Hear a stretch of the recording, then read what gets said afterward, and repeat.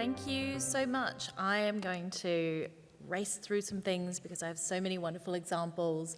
And I think here everybody really agrees on the what, and we're beginning to understand what the what is, and the why it is that it's really important that we adopt a wellbeing approach.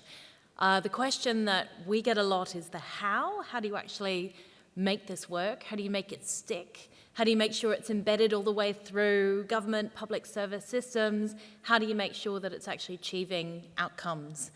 And obviously, there's no single easy answer to this, but I've been looking at lots of practice around the world in different countries and talking to people who are actually in government departments and who are kind of monitoring the things that are going on to get honest appraisals of what's going on. And here are some of the kind of key findings that I've had put together. And please, if you have other examples or other questions, I would love to expand this work a little bit more. I think it's really important to know what it is that we can do in terms of next steps. So there are two things that I think we want from a wellbeing approach to government. The first one is a government and public service where the decisions that they make consider and value the right things. Decisions, we've been talking a lot about policy decisions, but actually if we want a wellbeing approach integrated across the whole of government, the whole of society, then we're not just thinking about policy decisions, we're also thinking about things like procurement or employment decisions, how we're relating to other government bodies. And the second bit is government and public service that actively and effectively work towards these values. So, really easy stuff. Okay, I'm just going to unpack these very quickly. So the first bit, government and public service, decisions that consider and value the right things. So, as we've identified, a wellbeing approach is one that takes a holistic lens. It's not the case that wellbeing is just about having extended life expectancy or good health outcomes. All the different things that people value, culture, education, prosperity, safety, life, social connection, all of those things are really important, and understanding their interlinkages so that we can kind of break down some of the barriers between connecting those different areas is really important. Long-sighted, obviously, not just taking short-term approaches that are tied to, yearly budgets or election cycles, and based on collective values. So the values that we all have as a society, possibly as a nation, possibly as the world, as opposed to just a small set of values that are being imposed on us by others. Decisions that look past the means to the end. So GDP, if it did increase quality of life in all circumstances, would still be the means for doing that. GDP growth, it's not the end in itself, and indeed money is not the end in itself. There might be ways in which we can increase quality of life by increasing the amount of money that's flowing around in the economy, but even if that were true, if that's not the only way of increasing quality of life, say, increasing well-being, then we've got a responsibility to look at what other models might be doing that and whether they could do it better with fewer costs. And consideration of these values at the point of policy proposal creation, not just evaluation. I won't have time to go into that too much, but we've been focusing a lot on, cost-benefit analysis and how we weigh different policy proposals against one another. But what we really want is to get to the stage where even in creating these policy proposals, we're being innovative, we're making these connections, we're thinking in a long-sighted way. And the other one, a government and public service that actively and effectively work towards these values. So taking a long-term approach that places emphasis on prevention, preventing problems from arising in the first place, but also preventing problems from getting worse, cutting across silos to achieve co-benefits, effective delivery throughout every level of government, public institutions, and the public service. Obviously, you can have the best policy in the world, but if it's not being delivered in the right way, then you're not actually going to see those wellbeing improvements or prevent those wellbeing deficits. And then there are some things that we want to avoid as well. So a government and public service that doesn't get bogged down by existing bureaucratic barriers or defaulting to business as usual, that isn't steamrolled by vested interests or short-term political wins and, You don't hear a lot about that in the literature, kind of reviewing a lot of these initiatives, but you do hear a lot about it anecdotally, and it's something that we really need to be aware of, and that isn't just seen as another box to tick. All right, but this is the good stuff, right? How do we achieve this in practice? So I'm going to kind of run through some examples, and these things, they seem so simple. I'm sure you've thought of these already, but it's when we look at them in practice where they kind of, some of the complexities come out. So what do we need to do? We need to be clear on what needs to be done and how it needs to be done. We need to make it easy. The easier we make it, the more likely it is that these huge services of government and service delivery and all of these public bodies, you know, all of these people who are going about doing their jobs, they really do want to increase well-being. They want to be doing the right thing, but they just need to know how to do it. And we need to be as clear as possible if we want to see that change all the way down. Making it required or desirable, as opposed to just suggesting that you might want to do it. Identifying what's getting in the way, and prioritizing cultural change. Making it easy. All right, so point number one, being brave in clearly defining values. And there are two things that I want to highlight here. Firstly, we have lots of wellbeing frameworks that have indicators or domain headings or maybe goals that use words that can be interpreted in a range of different ways. So many of these use the word prosperity, right? Prosperity can be interpreted by some as a growing economy. You know, if prosperity is the thing that's important, what we really want to do is just make sure that there's more money out there. But prosperity could also be interpreted as securing decent work for people, making sure that they're prepared to participate in the economy and that there's a safety net if they're unable to participate in the economy, making sure that their economic contributions are valued and that they don't come at the expense of future generations by undermining sustainability. So defining values can be really important in making sure that we're actually using these frameworks in the right way. I'm going to talk a lot about Wales. Wales has 7 wellbeing goals, and they have legal statutory definitions that accompany them. And these are used to hold people accountable. When they say they're working towards these goals, you're able to point to these statutory definitions and say, sorry, was the definition of prosperity that you were working towards the low carbon, you know, decent work definition of prosperity that's actually contained in the Act? But the other thing about being brave and clearly defining values is there's a lot of reluctance to define values in public directions, in policy and in government, and I completely understand that. It feels like that should be done democratically, and who are we to say how to weight different wellbeing values? But what happens is you end up getting these systems. So we talk about, we've heard quite a bit about the Green Book, the UK Guide to Cost-Benefit Analysis, and how that's got a wellbeing dimension. And anecdotally, you know, sounds great in principle, people aren't using it. This is really not being used in the way that we want to see. And I'm going to compare that to the New Zealand cost-benefit analysis model, CBAX, right? So CBAX actually is being used quite a bit.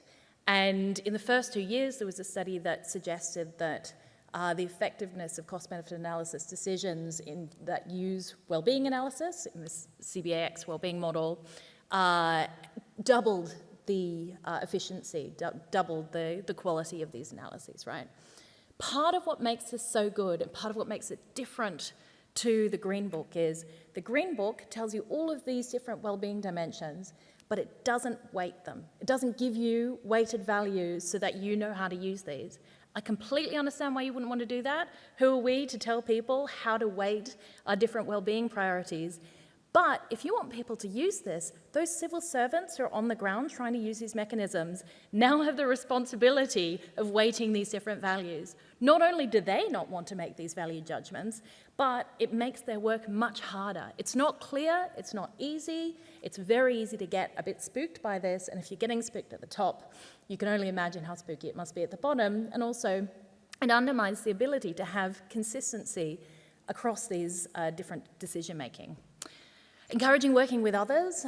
So just to use another example from Wales, a lot of what's going on in applying the Welsh Wellbeing of Future Generations Act is to make connections between these different players, and often unusual connections.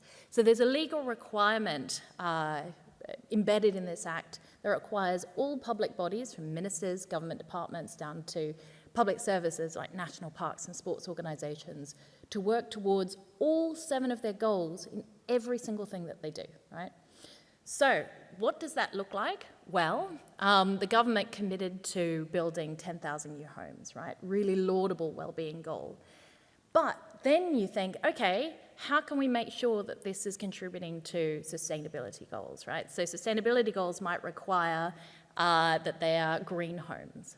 How is this contributing to equality goals? So what are the costs or burdens on the people living in this housing in terms of, heating and looking after their homes? We don't also want to come in and have to retrofit, right? Because that's quite expensive. How do we make sure that we've got the workforce that you need to actually build these homes? Because this is a prosperity goal, meaningful work. How do you embed equality in terms of thinking, who could we train up for this workforce? Who are the people who are on the margins of the job market? Who are the people who are underrepresented in these industries? This is a way in which you get this kind of well-being thinking, but if you just say to people, you've got to think about all of these different factors in this holistic picture of well-being and everything that you do, it's incredibly overwhelming and intimidating, and most people, I would say probably everyone, is not an expert in all of these areas. They don't know where to go to get the data. They're not necessarily going to have these insights. This is why you want to have unusual players in the room, and you want to encourage that kind of collaboration and reward it.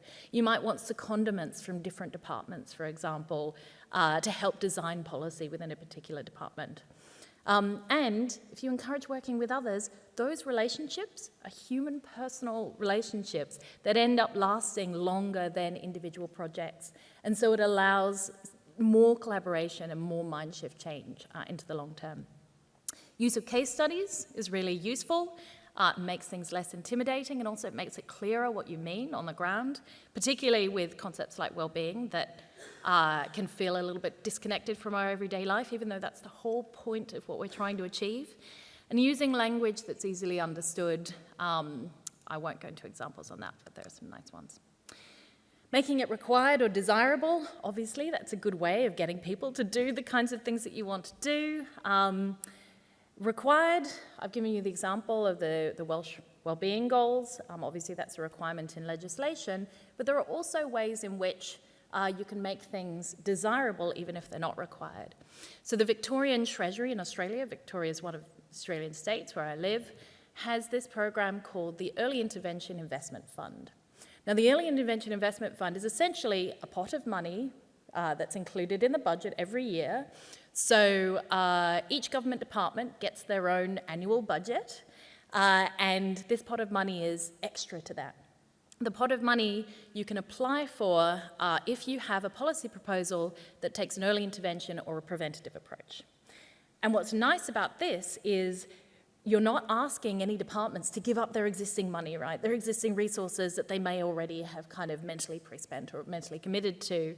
But it also means that you can get them to commit to doing things where the results, the benefits, fall outside of their jurisdiction. So, for example, if I'm in the Department of Education, I might know that educational results within primary schools go up if you reduce levels of air pollution around primary schools. But I have no power over the Transport Department to change their transport policy.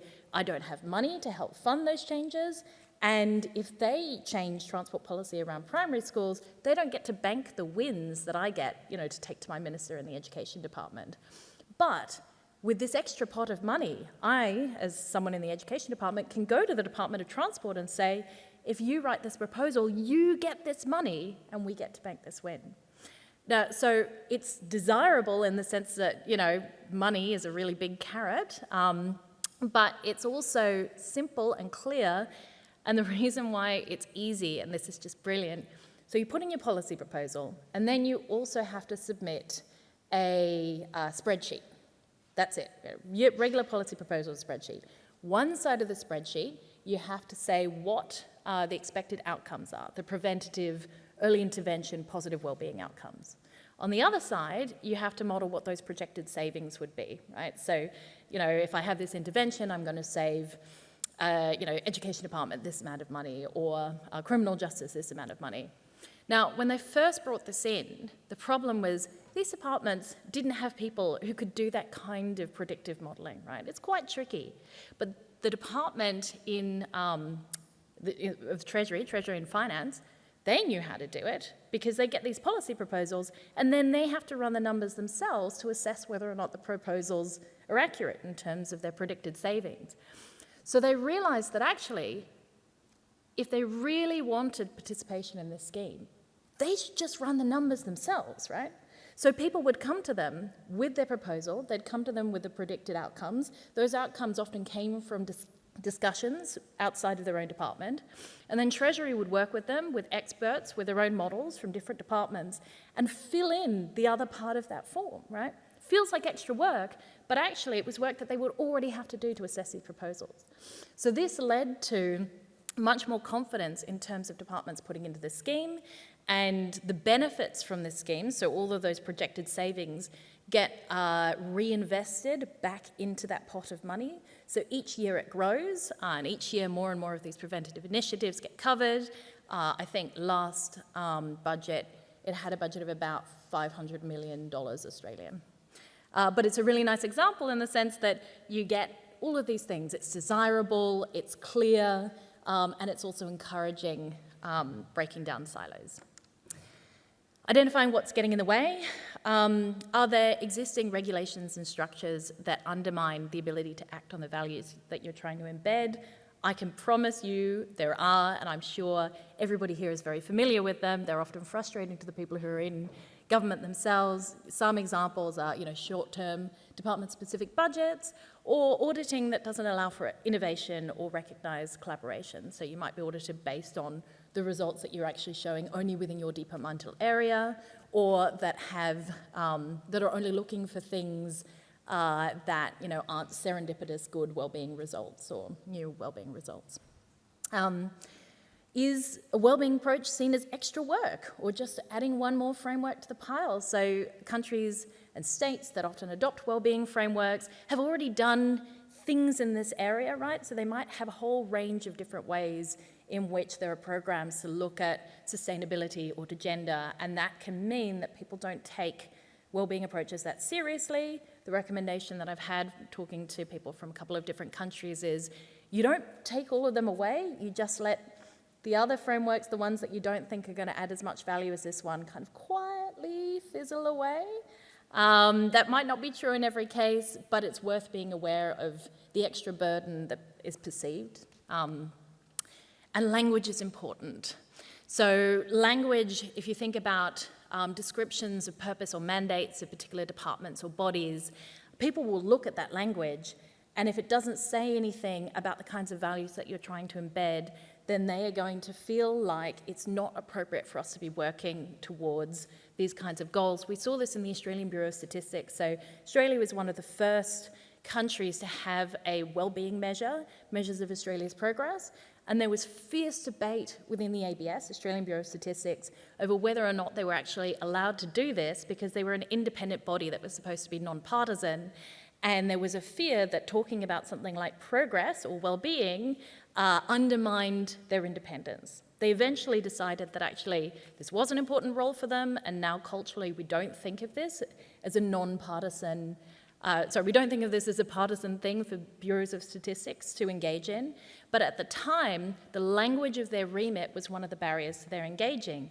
But we also get this benefit, which is if you look at the descriptions for some organisations and departments and bodies, they will actually include some wording that really helps you get this stuff over the line. So the Australian Treasury, around the same time as the Australian Bureau of Statistics, developed their own wellbeing framework to guide Treasury decisions. And the impetus for this happening was that the Secretary of the Treasury had a read through just like the description of the purpose of the Treasury, and the first sentence says the purpose of the Australian Treasury is to improve the well-being of Australian people through, blah, blah, blah. And he said to his, colleagues, all right, what does this mean? And they had debates and discussions and seminars, they wrote papers about it, and out of this came their developing of their own wellbeing framework. And I've heard anecdotally that a very similar process happened with the New Zealand Productivity Commission, where in looking at the description of, what their role was, the word wellbeing came up, and that completely changed the direction in the decision making. All right, very quickly. The other thing is, it's really important to prioritise cultural change. So there's a lot of focus on what policies should we put in place, but actually so much of it, it's not what you do, it's the way that you do it. Cultural change, obviously, you can have trainings and forums and debates. Making connections and building relationships, as I said, begins also to disseminate these ideas, across the system and strengthen them over time. Identifying and creating change leaders, and that can even be things like educating younger people who then do things like reverse mentor older, more senior people. Those young people are then going to go on to be leaders of the future, and so embedding these ideas in different ways of working in the psyche. Taking a wellbeing lens to everything that you do helps embed a mindset. So taking a wellbeing lens to procurement, for example, has really changed the approach that private businesses have in Wales, because now they can't get government contracts unless they are genuinely in good faith working towards these wellbeing goals.